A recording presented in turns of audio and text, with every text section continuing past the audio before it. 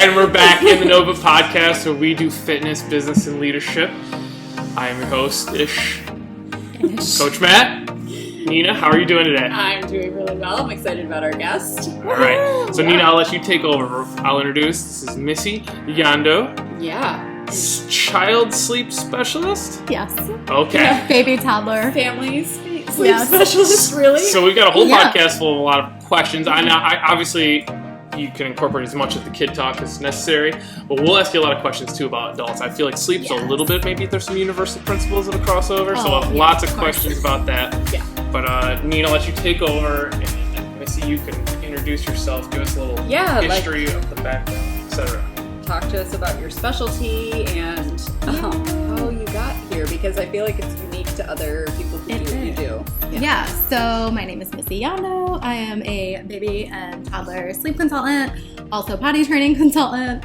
I never knew this job existed. Yeah. I was a preschool teacher before I had kids. And I think I told you this story with when I was pregnant with my first, my water broke in my classroom and I never went back.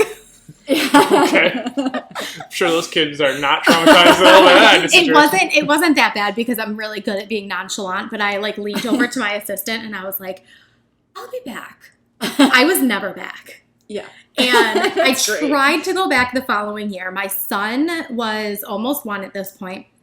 He was miserable at daycare. He never slept. He would just stand in his crib and just stare at everybody. And it went on for months and months. And when he would come home, he was miserable. So I was miserable. My husband was miserable. And it was just hard to live. It was hard to function. Mm-hmm. And then my husband comes home one day and he goes, I got a promotion. And I was like, I'm quitting. I quit. I'm done. I quit. I'm staying home. So I was staying home.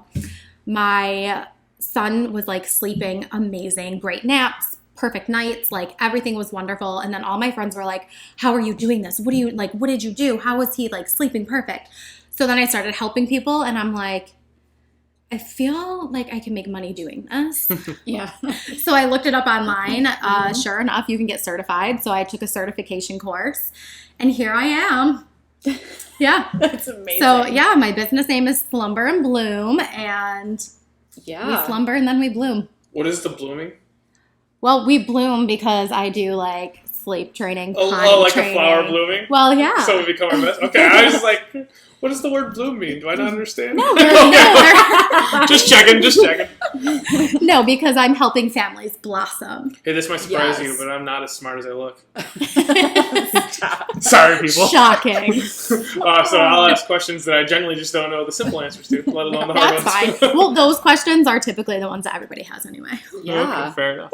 Okay, so recently you told me that you might have been traveling. Did you end up going to Florida to help your friend? I'm going in 2 weeks. Okay, so you do travel to do this as well. That's bananas. Yeah. So I can do anything virtually. I can do in-home consultations. And I mean, my friend in Florida is flying me out. Yeah. I mean, if people want to pay for it, you want to pay for me to come stay with you, I'm happy to do it. Yeah. Well, we'll take us through the fundamentals. What are the most common problems people have? Or even, you can start with the kids. Yeah. But, okay, so... It all comes down to habits. Okay. Whether it's babies, toddlers, adolescents, adults, it's habits. So with babies, obviously you can't be like, I'm not rocking you to sleep anymore, go to sleep on your own. Yeah. With toddlers, they're going to put up more of a fight. So I love working with toddlers because it's so much more fun to incorporate, different strategies with them where they're communicating. And then, with adults, it's what you should be doing at this point. Get off your phone. It's just sticking to that routine. Yes. Yeah. It's about discipline and consistency. Okay, so I've got a child. The child does not know how to sleep on its own. I am sleep deprived because I'm a parent who can't get my kid to sleep. What do I do? Call me. Yes. So I will do a full assessment because if someone comes to me and says, well, we're only having trouble with A, then I'm like, well, let me do a full assessment. And 9 times out of 10, I find an issue with A, B, C, So it's always a full picture.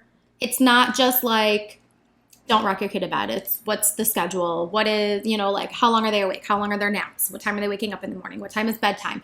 And you can take that idea and use it with adults as well. Mm-hmm. You know, and I actually use this with adults when I talk to them about their kids' sleep. So if you're putting your kid to bed at like 10 o'clock one night, 8 o'clock another night, 11 o'clock, you know, they have no idea what's going on. But as an adult, have you ever noticed, like, if you have a really late night, for the next few nights, you're struggling? Yeah. So that's one of the things I've always learned is sleep consistency sometimes is more important than even sleep length or, you know, all this. Oh, yeah. And for myself, I'm up early most days, like 4:15. On purpose?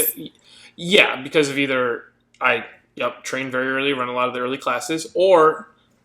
But I mean, I go to bed at 8:30 or 9 o'clock at the latest on most nights. So... Getting close to your bedtime. Goddamn right it will be. I had a long day today that has not been enjoyable, so I will be in bed the second I leave this podcast. But anyway, that's besides the point. So a lot of times I found that habit, like as soon as I get in a habit, it's easy to repeat. It's easy to get up early, and it's also easy to go to bed early. Yeah. But once you have 1 or 2 days where you're like on the other side, like, hey, I went out with the boys, you know, or whatever, wedding, you're up till midnight, you're done. And then you actually have alcohol. Or something like that, which we can get into later. But yeah. So where do you notice that sleep consistency to be the biggest piece, or can you speak to that? Like 100%. Okay. 100%. Like when parents come to me and they're like, I've tried everything, nothing works for my child. Like my child is different than everybody else, and I'm like, okay, how long did you try whatever method?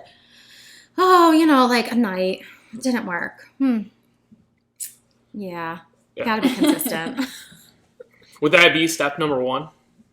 Like consistency? Yes and no. It's kind of a loaded question. Oh, okay, yeah.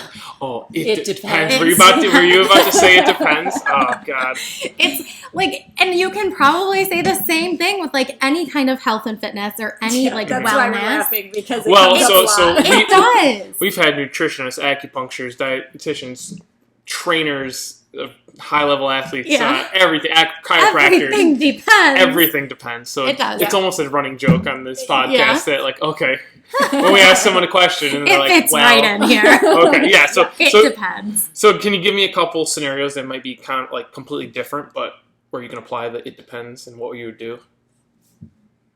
Okay, where am I going to start here? All right, child A, not sleeping. Could be, what is the most common situation you see? Well, it depends on the age. Okay. So let's say mom's nursing the baby to sleep for bedtime in the middle of the night and naps, and then the schedule's all off. You know, like it's just if the baby's sleeping in a bright room, if there's loud noises around, like all of those things are going to contribute. And then, I mean, like let's say a toddler, if they are sleeping like in bed with the parent, like I can't tell you how many kids I've been like, get out of the bed with your kid. Get out of the bed. Yeah. You know, like it's going to be a huge issue to get around. Mm-hmm. So there are probably some parents that feel guilty when they have to like break a habit, like whether it be put them to sleep. Guilt is the biggest culprit. And like I've heard different, I don't know, child psychologists or whatever say things like, oh, letting the kid cry to sleep is terrible. Or some people say, oh, no, that's what they need to do to toughen up. Where do you fall on that? So there's like a fine line. Because when you break that habit of like, hey, you can't sleep in mom and dad's bed anymore. You got to sleep in your own room, whether they're 2 or 1 or 5. Right. This is why I love toddlers, because we can use more fun strategies with them and rewards and consequences and stuff like that. So I would say like toddlers are kind of different in that sense. But with babies, like I don't use a full-on extinction cry it out, because I kind of have more of a philosophy of responding to your child's needs. If all of your child's needs are met, it's okay if they cry for a few minutes.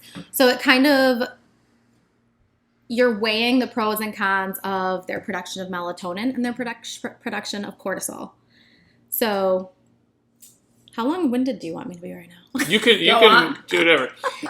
As long as we can keep it where the storyline makes sense and it's easy to hear, go for it. Because this is some of the stuff I think people, especially our group that we cater to, they're like interested in the details, the science of it. So being long-winded isn't a Okay. problem. Well, and I always have to ask parents that too, because some parents are like, give me the Cliff Notes, and some parents are like, give me every scientific explanation. I don't think we need every scientific explanation, but if we can knock down bullet point by bullet point with a little detail. So I mean, with the like cortisol and melatonin, so if your baby is crying and crying and crying for hours on end, they're not going to get good quality sleep because they're crying for hours. If you're responding to that and they're still able to calm down and like their melatonin production is higher than the cortisol, then they're going to be able to soothe themselves to sleep.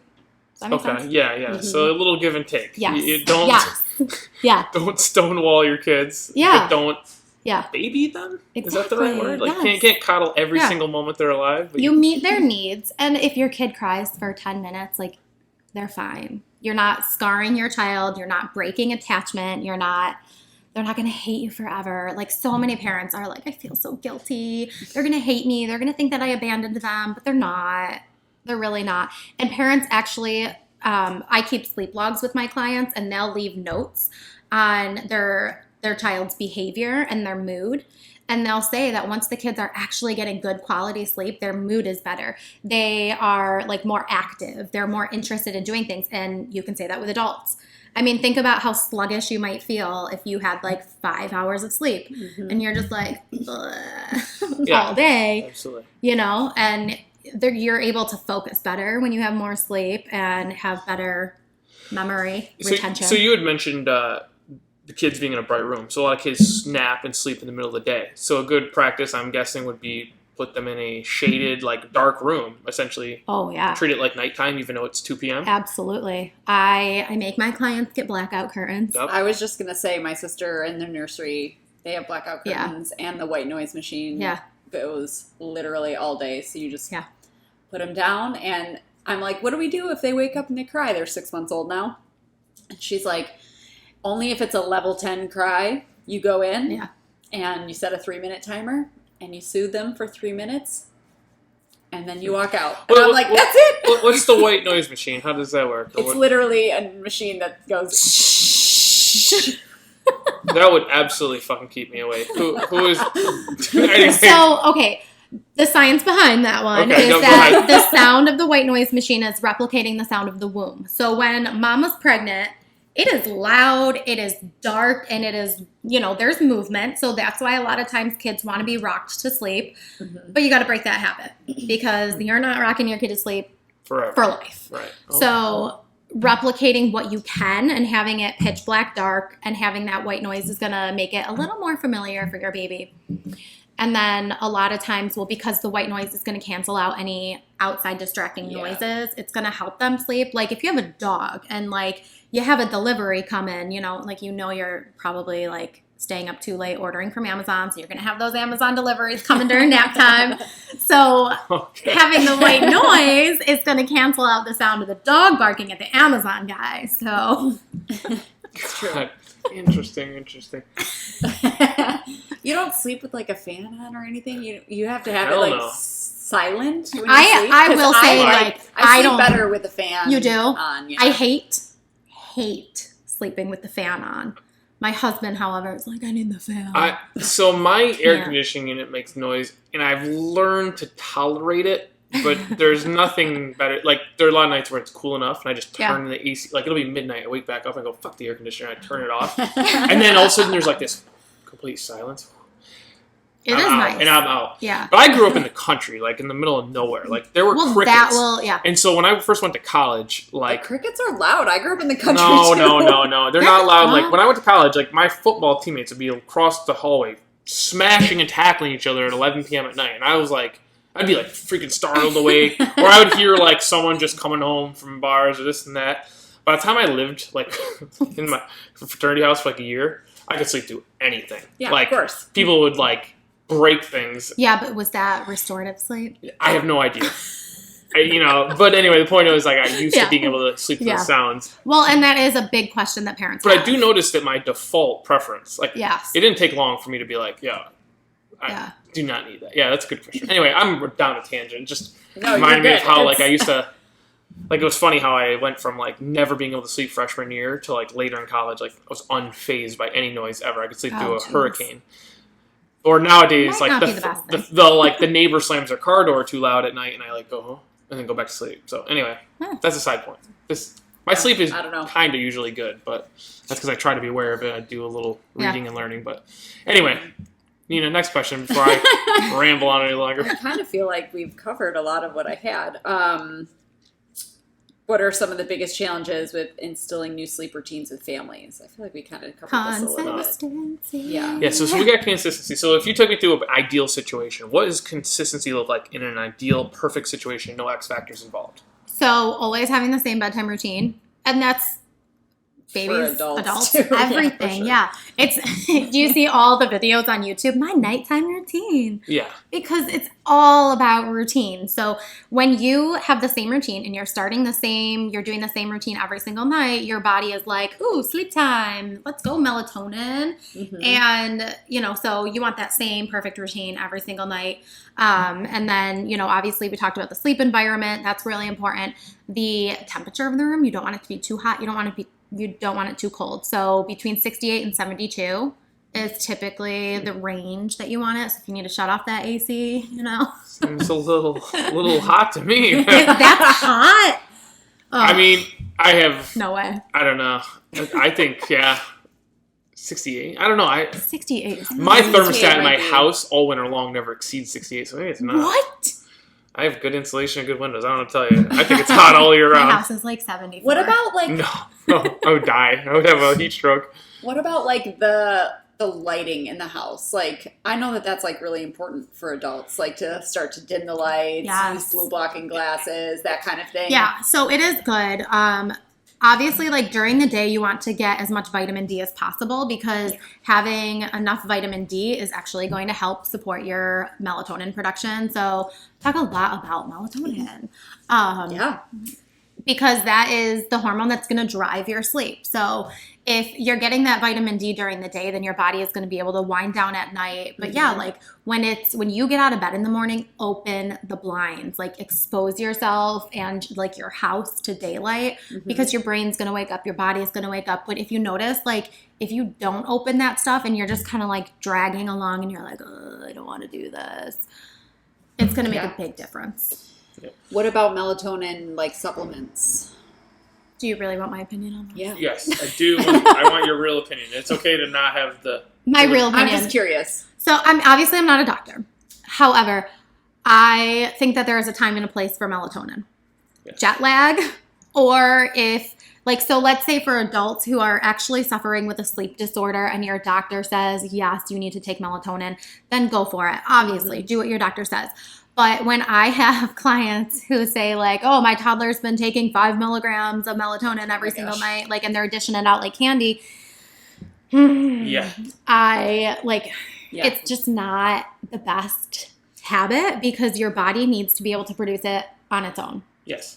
Yeah, I mean, just in recommending supplements of any kind, like they're meant to supplement whatever can't conveniently get from your regular diet. Like even protein shakes. So I'm like, if you're a person who has a lot of muscle mass or you have a difficult time consuming enough protein just through meals, yes, a shake is probably appropriate, assuming you've already had all your meals. Probably the same thing with melatonin. Like if you, for whatever reason, can't get enough sun naturally, a melatonin supplement could be appropriate. So what's with jet lag? That's probably a common thing that I bet a lot of people experience. Jet lag can be ruthless. I've had 4 out of 14-day vacations wrecked because I'm so jet lagged. I'm like on the other side of the planet. Like I can't catch up with the time change. Yeah, it basically just kind of speeds up your body's process of adjusting to any time change. Huh, that's interesting. I did not. I wish I had thought of that when I was in Thailand. Oh my gosh. They're coming back even from Thailand. Oh, that would probably be amazing though. Because they're on the exact opposite clock. I want to go there. It's a great trip. Great trip. But I'll tell you, you're on 12 midnight here is 12 noon there. So it's a complete flip of your clock. Hard. Those first 4 days were... Oh, man, got rough for a couple touch and go days.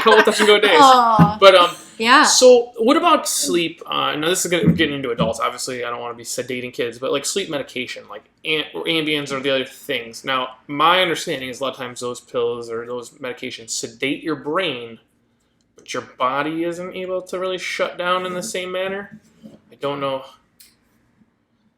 I don't know. Okay, that's fair. That's okay. fair. Yeah. I am not educated. I am not deeply educated in that area either. So I just I wish I had an answer. I haven't heard that either. So my understanding is like a lot of times people take sleep pills or something like that when they get on an airplane. Like say they got a 10-hour flight or other things. Maybe they're taking them for other reasons, like to get to bed. Yeah. A lot of times those medications sedate your brain so you're unconscious, but your body still doesn't shut down for a number of different reasons. So you don't get restorative physical sleep. You don't get true REM sleep or anything like that. So you wake up and you are still fatigued because yes, you were lost consciousness.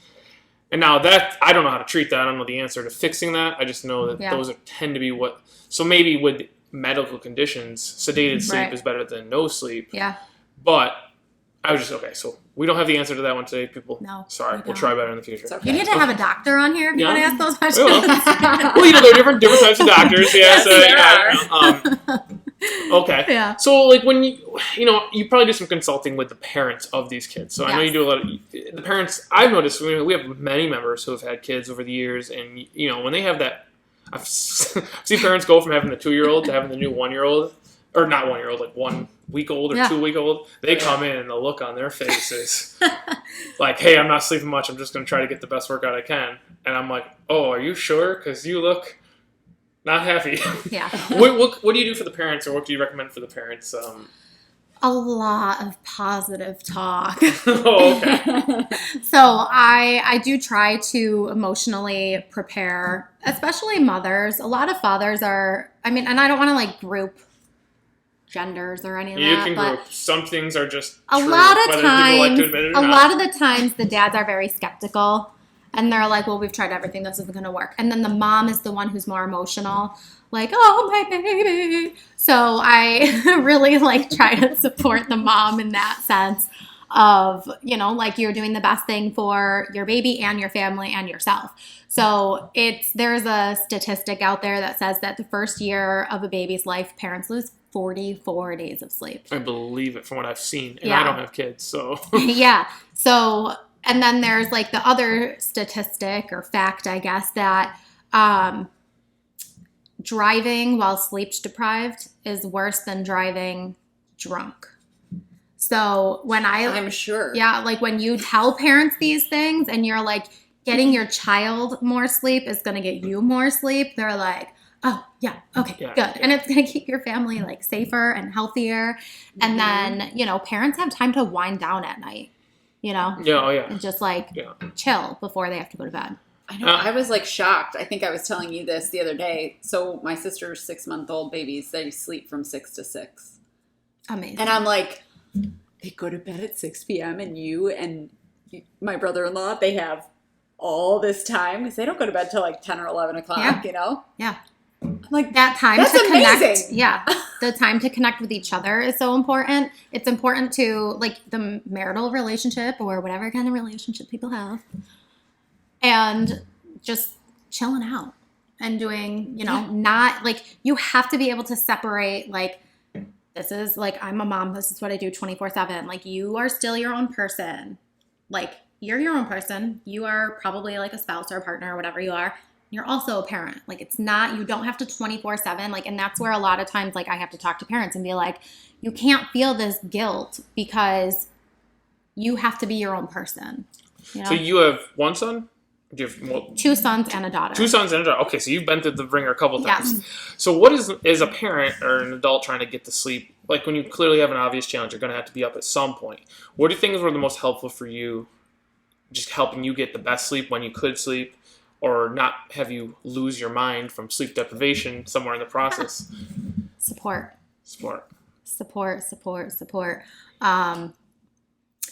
It took me a very long time to ask for help.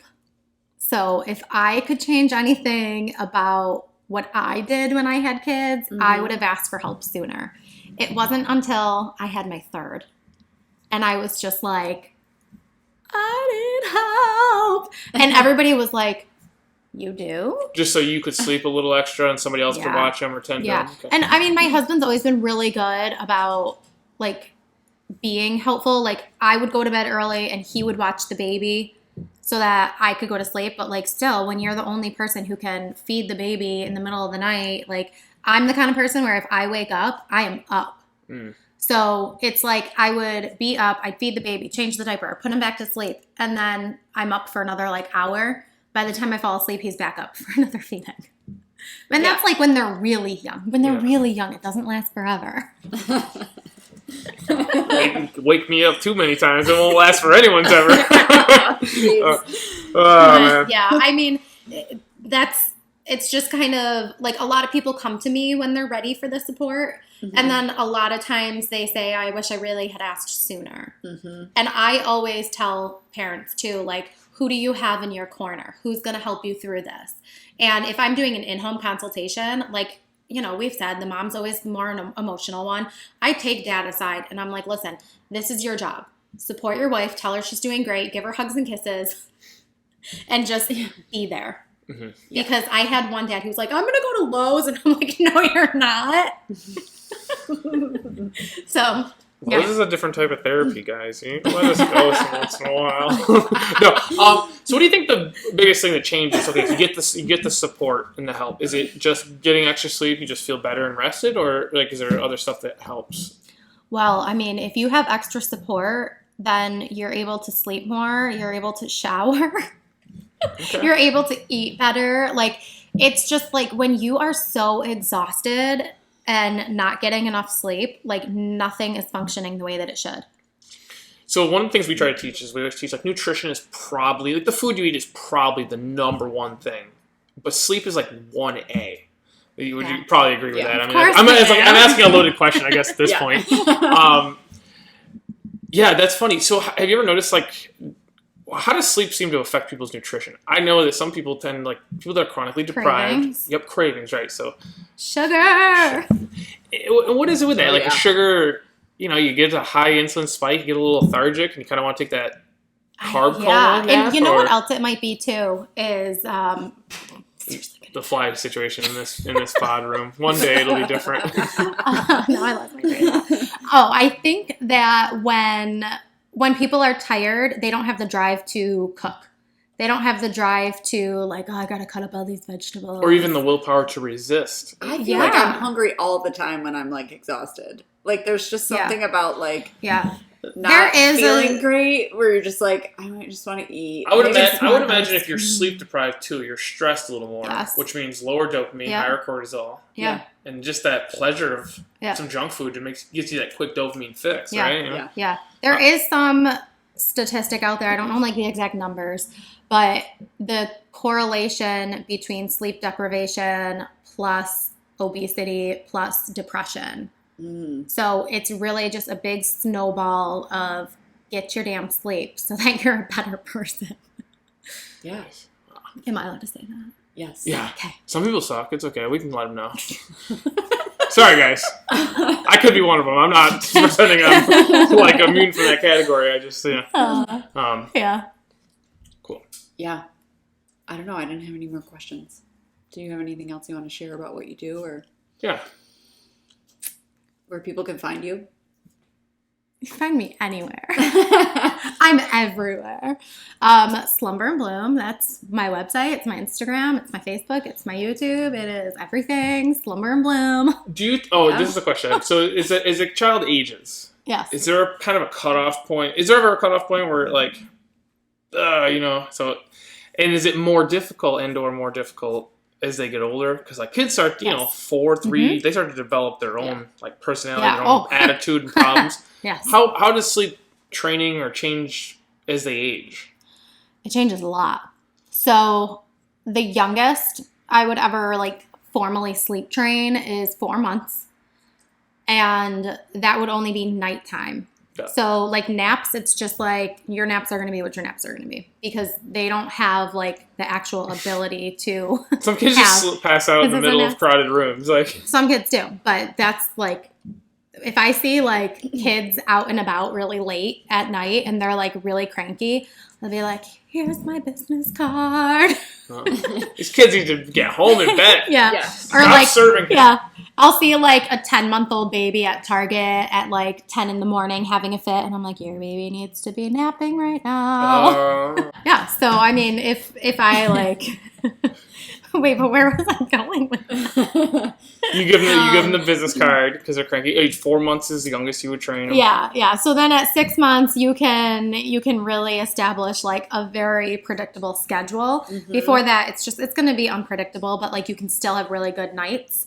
And then, the older they get, the more they're going to start saying no. Mm-hmm. So that's when you kind of start using reverse psychology and make them think that they're making all the choices, but they're not. And like they're still going to get the sleep that they need because like you're letting them think that they're making the choices. Like it's all in the strategy. How would I go about convincing a 2-year-old with an attitude that she wants to go to bed?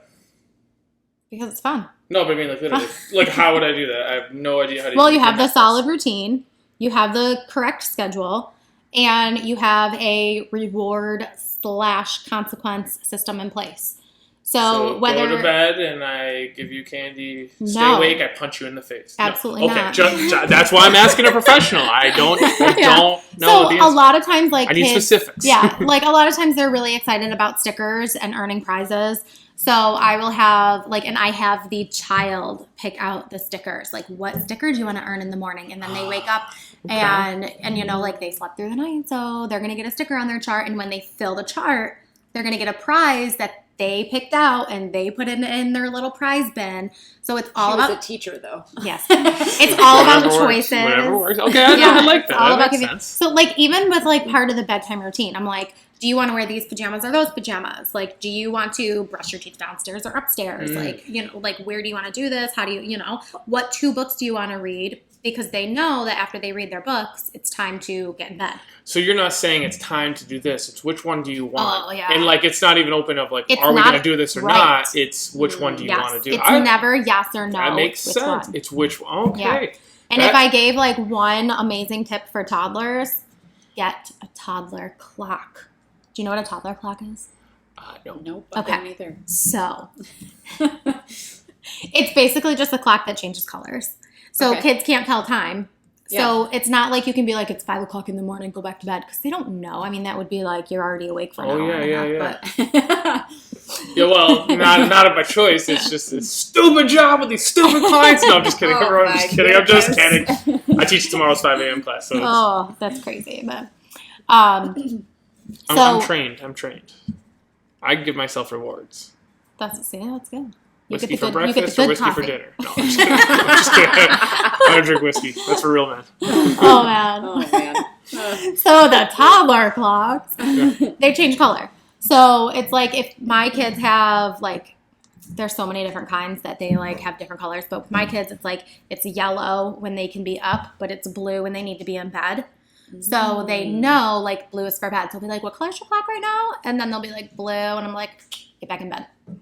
So they know. That's a pretty good tip. I would never. Yep. Touche. You have other tools, though, that you sell. I saw some kind of cards, routine cards. Yes. Can you talk about They're gold. Gold. So with the routine cards, 2.5 and up, you need to use routine cards. Even my 7-year-old still uses his routine cards. So I have bedtime ones and morning ones. So for bedtime, it's the younger kids, you want to pick 3 to 5 routine cards, but it's brush your teeth, go to the bathroom, pajamas on, read books, cuddle, go to bed. Mm-hmm.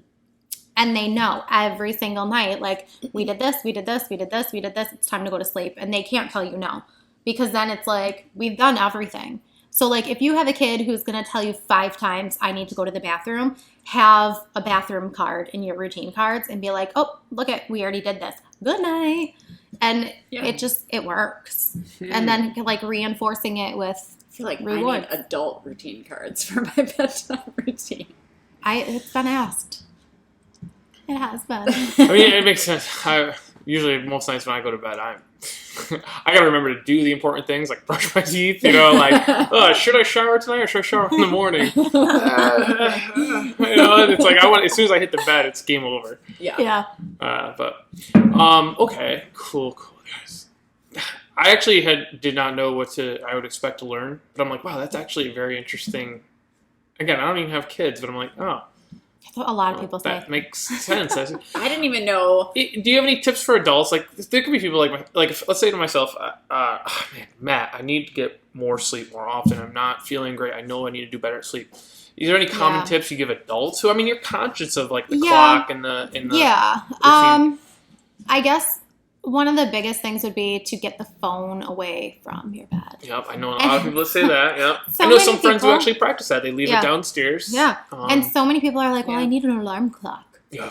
Wow, did you guys know there's a whole aisle at Target that has alarm clocks? Yeah. But this is the real reason. I fucking hate the sound of those alarm clocks. Like, my phone will make this very subtle fluttering noise. Wakes you up. Oh, no, but I don't like being woken up scared. I do like, I don't have one of these, but it is on my list. I want to they have like these, what are they called? They're like slow wake up clocks. Like, it's going to bother me like what the name of it is, but it's like. I know what you mean too. Like, Does it light up? Yeah. It turns yellow and like it starts getting brighter and brighter as like, it gets later. So there's like your light stimulation. Yeah. And like you can have it set to like start music or like birds chirping. Did you know I'm not even making this up? Great. Where's this gonna go? I can't make this up. I swear to God, this is true. I'm almost ashamed of it. I used to have I recorded myself going, wake up. Wake up. No. Wake up, wake up, wake up. And for probably 6 months, that was my alarm. Was recording my own voice. How old were you? I was like 25 years old. Oh, I love that. That's amazing. I would at least record someone else's voice doing that. Like, I know my brother did that with my kids. Like, he would have... He had the kids record him. My point was that I fucking hated those alarms. I don't like. I was like, I'll quit my job before I wake up like that every morning. It's like you really wake up like there's options. You grab the pillow, look around, like, where the hell's happening, and then you're like, oh, it's just the alarm again. Every morning, you never got used to it. Yeah, those beeping ones that screech, rattled me. Like, it just would jar me awake. I would have to have them across the room. The one I have now like starts light beeps. Like kind of like calm, and then it gets a little louder, and kind of like you hear it before you hear it, and then you're like finally like okay, annoying enough, and then you hit the snooze or wake up. Yeah, my Apple Watch taps my wrist. Does it? Yeah. I like the idea of the ones that light up because then like once you're naturally coming out of a sleep cycle, you're seeing the light, and like if it's making like nice. Ring. And the light waking you up certainly sounds. The light waking you up sounds a hell of a lot better than the sound of my voice waking you up. Like, I wouldn't want to wake me up. But I gotta get the name of what those I'm very clocks impressed are. that you admitted that. So I think I probably said wake up 6 to 8 times, and then it would just repeat. And I was singing myself a song. I would chuck it across the room. Oh, you know, I had a girlfriend at the time that heard that alarm more than once and never said anything about it. I don't know if that's the reason she did or didn't last. I feel like she should have been like, hey, what's going on with this alarm? She's probably just like, that's really weird, and I'm out. Yeah, she's like, we'll just keep that on the weird list for this guy. He's really nice, except I can't stay there. Note to self. Oh my gosh. Anyway. So funny. All right, so we're lost here. Where were we? Adults trying to get to bed. For adults. I like to tell adults to read. I mean, like you read to kids before they go to bed at night, so reading to yourself before you go to bed at night, it's just a good habit. I make it 3 paragraphs, and I'm like, exactly, yeah, exactly what happens. Exactly. I never get through a book. I can't ever. I know, me neither. I actually even stopped reading before bed because I would be out so fast. I never got anything read. Yeah. Or I'd fight to stay awake so I could keep reading, which is just counterproductive in the first place. Yeah. Well, I've heard a lot of people who will do like a bedtime book and then a morning book so that they're just kind of like starting their day. Like they'll read like a personal development book in the morning when they wake up and they start their day like that. You know what I do when I wake up? I want more sleep. I mean, I always want more sleep. Yeah. It's my favorite. Yeah. I love sleeping. That's why it's my job. When I sleep good, it's like I wake up, boom, out of bed, ready to go. Yeah. And then when you don't sleep well, it's like you ever wake up with like a headache because you're like trying to stay asleep, but you can't. You ever have that where you can't? Yeah, that was me when I had my kids. Ugh. Like, yeah, I actually went to the doctor at one point, like before I was a professional. Ah, yes. And he's like, "Are you sleeping?" And I'm like, "I have 3 young children under 3 years old. No." Yeah. But. And is that your youngest that just broke her arm? No. Oh. That's my middle. Oh. Wow. Yeah. Yeah. Yeah, my kid broke her arm yesterday. That happens. Yeah. Monkey bars. But what happened? You were up all night. Oh, I was up all night. Up all night. Like, even if my kids are sleeping perfectly, like, I'm going to be up because I'm worried about them. Yeah. How much do you notice that, like, being a factor, like, stress? Like, obviously, like, kids probably don't, maybe they do, like, unfortunately, but they do. They shouldn't, you know, in theory, right? Like, but as adults, like, everyone knows, okay, stress management's an important thing. We know that when we're stressed out, we don't sleep as well. That's common knowledge. But, like, okay, so what are some, maybe you have some tips on, hey, I'm stressed. I know it right now, but I still want to get good sleep. What do I do to shut my brain off before bed? Take a bath. Journal. So, anything like just do like a brain dump. So like whatever you're just like stressed about, just write it down and worry about it tomorrow. Burn it so no one knows. The whole like worry about it tomorrow is like hopefully, but it really does help. No, I've heard that, you know, a lot of times it's like your brain won't shut off because you let the thoughts cycle back and forth around and around in your brain. Where if you just writing it makes your brain feel like you got it out of your system. Like the same way talking about it with someone would get it out of your system. Yeah. Yep. That's good. I'll like just make a list of thoughts, just all the thoughts.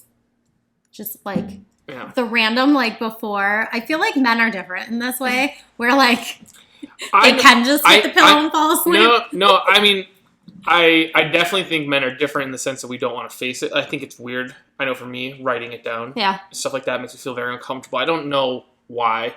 It feels like it's just between me and this paper, right? Yeah. But I also feel exposed. Like if somebody else reads this paper, I'm not going to like that, you know? Well, but I do know, exactly. But I do know friends who are very successful and they do journal and they do, and I'm like, well, who am I to tell them it's not a good idea? They're doing well and they're happy and I'm like, okay. And they'll share this stuff with me. So I'm like, okay, like clearly it must work to a degree. And so it's like, and then when I try it, I'm always just like, ugh. That's weird. Why are all these emotions coming out?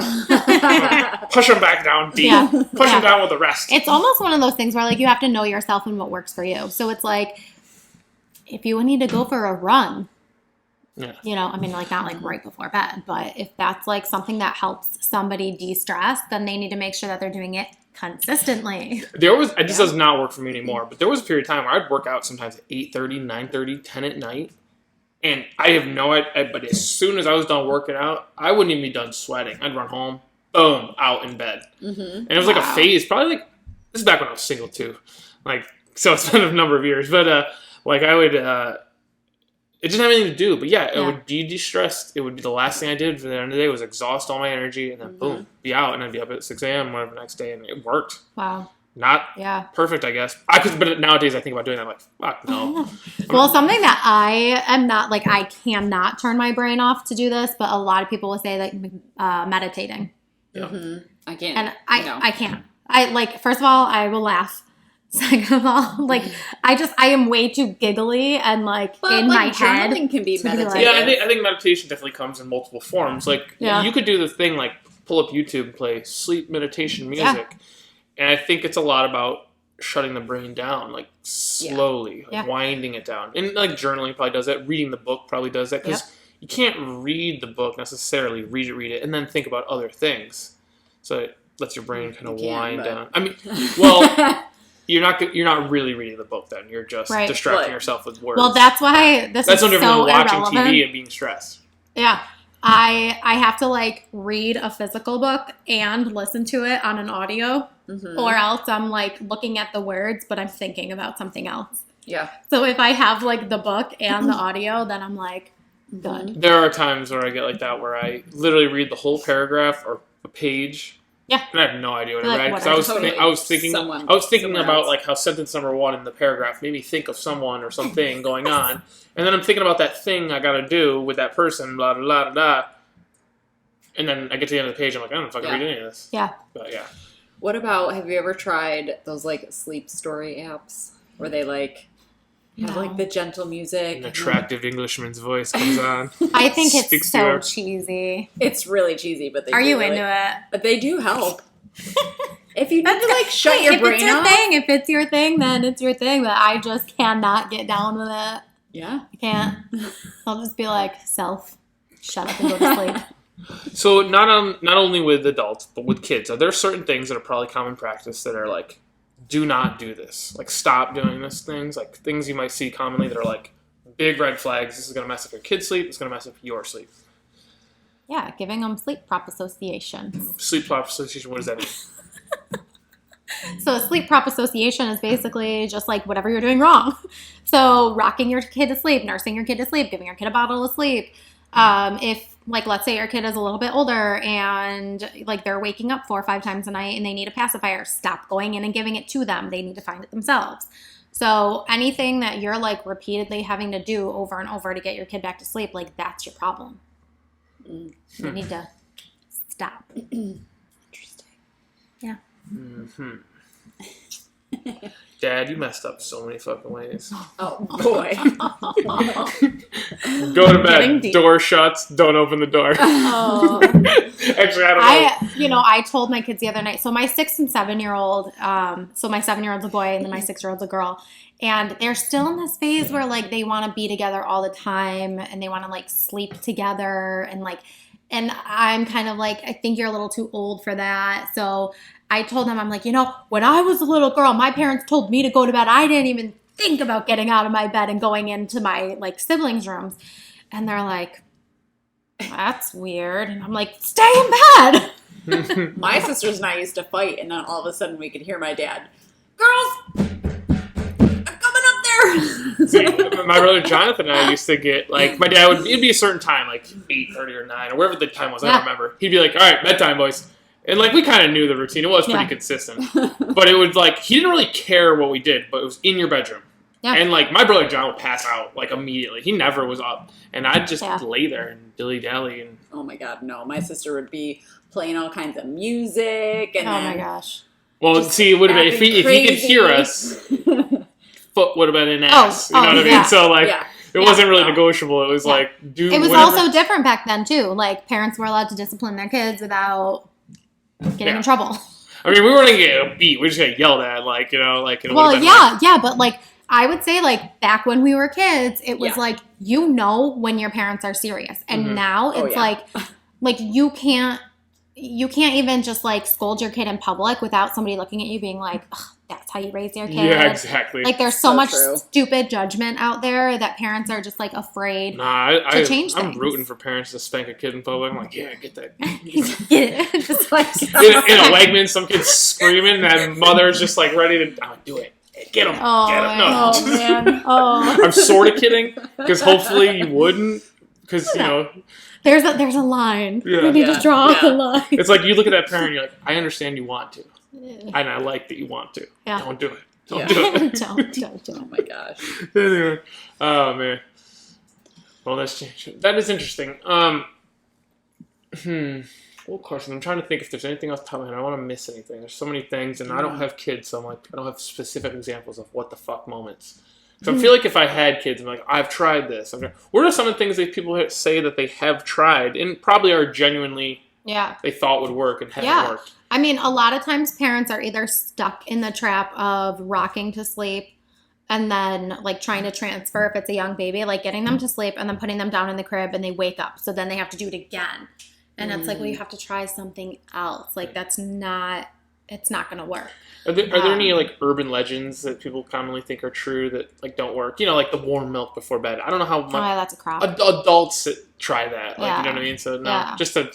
I've heard things like, like, for adults anyway, I doubt it's the same with kids, but, like, a lot of fat right before, like, in your belly. It's satiating. It gives you kind of a dopamine effect, which is sedative. But doesn't necessarily mean you're going to fall asleep. It's just soothing. But I think that's probably in the same way like dopamine is kind of like soothing and like makes you feel good and relaxed. But. Yeah. I tell parents to feed their kids at least 30 minutes before bed.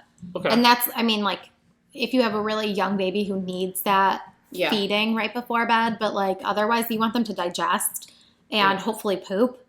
Because you don't want to have to, like, if you're feeding right before bed and then they're waking up at 2 a.m. and pooping, then, like, you're up changing a poop, you know? But you want them to be full so they sleep through the night. Yeah. And I think that sleep in your poop like a real man. Eating fat before bed, too. You'll raise some kids right. Yeah. Well, it is like a lot of parents will like do the whole bedtime routine and they'll be like, okay, so we do bath and pajamas and story and songs and cuddles and then bed, and then I give them a bottle in their bed and they fall asleep with it. No.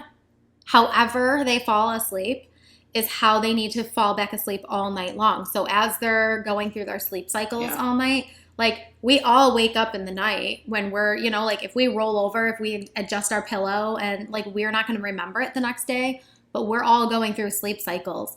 So as the kids are going through their sleep cycles and waking up, if they're falling asleep with a bottle in their mouth and they wake up at 2 a.m, they're not going to be able to get themselves back to sleep. It's just, that makes sense now. I wasn't understanding initially why can't they just have a bottle? That seems like part of the process. But I get it now. They wake back up. They can't go back to sleep without the bottle. Yeah. Oh, yeah. And it's almost, I use the analogy or whatever that, like, let's say you fell asleep in your bed, similar to how a child might fall asleep in their parents' arms, and then you wake up on your mattress in the middle of the ocean. You know? Yeah. You're going to wake up and be like, what the fuck? So a baby, if you're being rocked to sleep and then put in your crib, they're going to wake up in the night and be like, what the fuck? And that's when they start screaming and crying. If I woke up in the middle of the ocean on my mattress, I would just be like, this is so fucked. I'm going back to sleep, and I'm going to pray an orca comes and bites me in half while I'm asleep. Oh, my gosh. It'd be too much to deal with. You couldn't even it wouldn't be worth freaking out about. You know, like you woke up in the middle of the ocean, and you're just on your mattress like, you know what? I didn't sign up for this. I would freak out because I don't swim. So if I were anywhere near being in the ocean, I'd probably just be dead, actually. But someone needs to train you how to swim. You never learned as a kid? This is like getting emotional now. No. Oh, no. Oh, boy. You're getting deep. No, I don't like swimming. I mean, could I save my life and doggy paddle to shore? Maybe. Yeah. But could I save someone who's drowning? No. I don't really love I was a lifeguard for like 3 years, and I'm not sure I could save someone from drowning. I probably could. I was a good enough lifeguard. No one ever drowned in my watch. I certainly hope I saved one girl one time, and she didn't really need it. It was more like a precautionary saving. I was like, I was wondering. I saw the fear in her eyes. I saw the fear in her eyes. I jumped in and saved her a bit.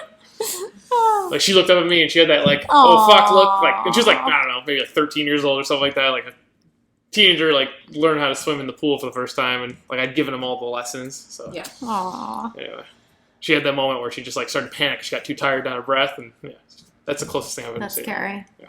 Anyway, that's beside the point. Sleep, lifeguard. Yeah. Potato. Yeah. She probably slept better that night, knowing that her, she's still alive. Yeah. Oh my gosh, that's great. Well, Missy, this has been informative. Yeah. I actually hope.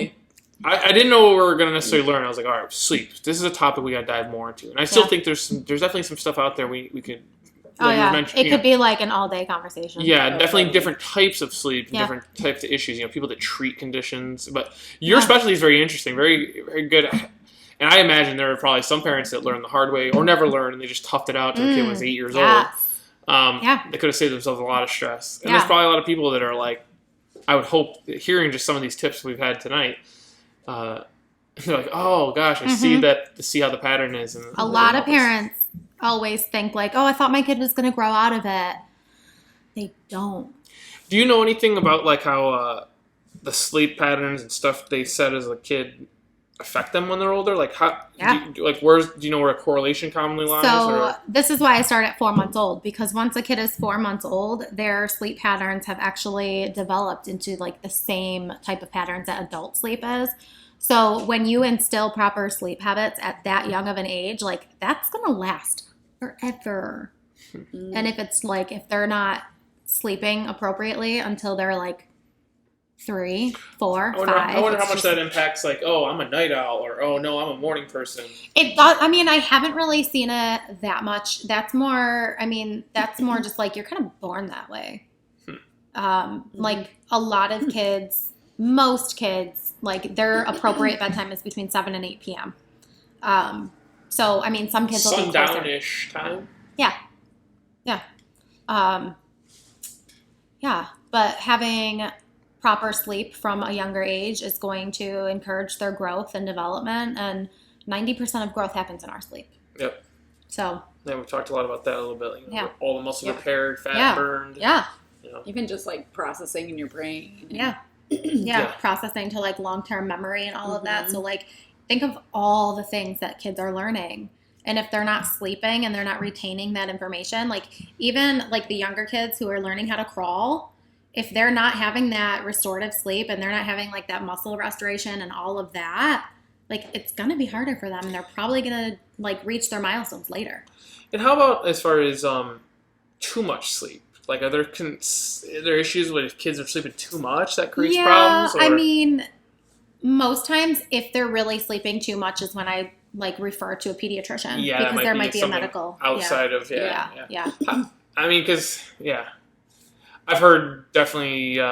Hey, let them sleep as much as they want. Like even into their teen years, like if they want to nap in the afternoon because their brains are processing, growing, puberty, all that. Yeah, it's like let them nap whenever they want to nap. Like the whole thing with college students love to nap. Well, a lot of times good college students, not me, but they nap more because their brains are processing more, and they're actually trying to absorb information, learn new content, be challenged. So the brain needs to rest sometimes in the afternoon, and then they spend most of their nights partying. But that's a whole other problem. And that's kind of like with adolescents, like parents will say like, oh, all they ever want to do is sleep. Is because like if they're staying up late on their phones, like whatever, Snapchatting or whatever they do with their friends, people are probably like, Snapchat, do we do that anymore? I never did it to begin with. I don't know. I don't know what the hip kids my do. sister can tell me. But like if they're staying up late, but then they have to wake up really early to go to school, adolescents actually need as much sleep as toddlers. Yes. They need like 9 to 10 hours of sleep. I've heard arguments that people believe that school starts too early. School should start later, 10, 11 a.m., and then go into the evening because of the circadian rhythm and different things. Ugh. But... No. There's different philosophies. They should start later and end earlier. Wow. Team half day. Yeah. I don't play. I don't know enough to know. Kids need to be out. They need to be out in nature. This is a whole tangent. Yeah. So I'm not going down this road. I'm not. I mean, I agree.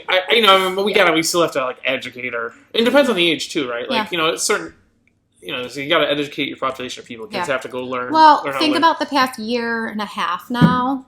Like when everything was pushed to virtual. Yep. They really like weeded out all the unnecessary crap that they're teaching in school, and they're like, only teach what's necessary. Well, there's a lot of things they could replace that would be far more appropriate. Like basic health life and skills. Economics. Of life. Yeah. Social skills have gone to crap. We've talked about this on other podcasts, but the two big problems that the two major problems people have in life, health and money. And what are the two things they neglect first?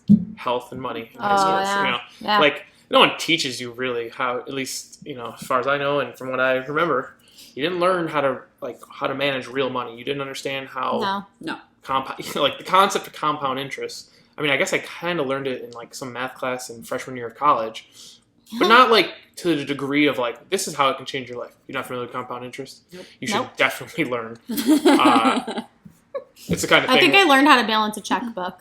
Yeah. That's better. Like to date or like, you mean in high school? In high school. Oh, I was like, you understand compound interest now, right? Okay. I'm just saying, like, I never learned about it. I had a moment of concern. I was like, if you don't know yet, you're going to have a hard retirement. Okay, anyway, sorry. But yeah, no, I didn't learn anything. But this is you're right. It's a whole other tangent. We could go anywhere. But All right. Hours. We've got Missy, hours of things. Thank you so much for coming on tonight. Thank you for having me. Thank you so much. We were maybe a little disorganized. There was so much of a topic, sleep. It's so big. I realize now, even just from talking to you, that there are like specific areas we could pursue with like a different type of medical doctor or a different type of sleep specialist. But your stuff with kids, very practical, very, very interesting. So that is Sleep and Bloom. Slumber and Bloom. Slumber and Bloom. I'm still caught up on the word bloom. I'll try to remember that part. Slumber and Bloom. First you slumber. Probably you can reach you on Instagram. Yep. Do you have a website page? I do. Slumberandbloom.com. So slumberandbloom.com. Yep. We definitely have several members that have kids. YouTube channel. Oh yeah, you do. I do. My YouTube channel's poppin'. Yeah, so we'll link everything It's called below. Poppin' or it's called Summer and Bloom? It's called Summer and Bloom. I'm just double checking. No, I mean like it's poppin'. Okay. Cool. Slumber and Bloom is poppin'. I love it. All right, I people say that. I don't know either. Look, I gave up trying to be cool. I was so cool for so long. So hard. I burned all my cool candles down to the ground. It's over now. Oh my gosh. Oh. I'm learning how to put other people's kids to bed. I don't know what to tell you. This is so cool. But again, thank you so much. And for anyone interested, you can either shoot us an Instagram message. We'll connect you with Missy, or obviously Slumber and Bloom's got all the pop-up videos, good information to share, and then Missy can help you help your family. This has been In the Nova podcast. Thank you. I thought I was going to have something more predominant to say at the end there. I'm like, that's it. We're done. Thank you.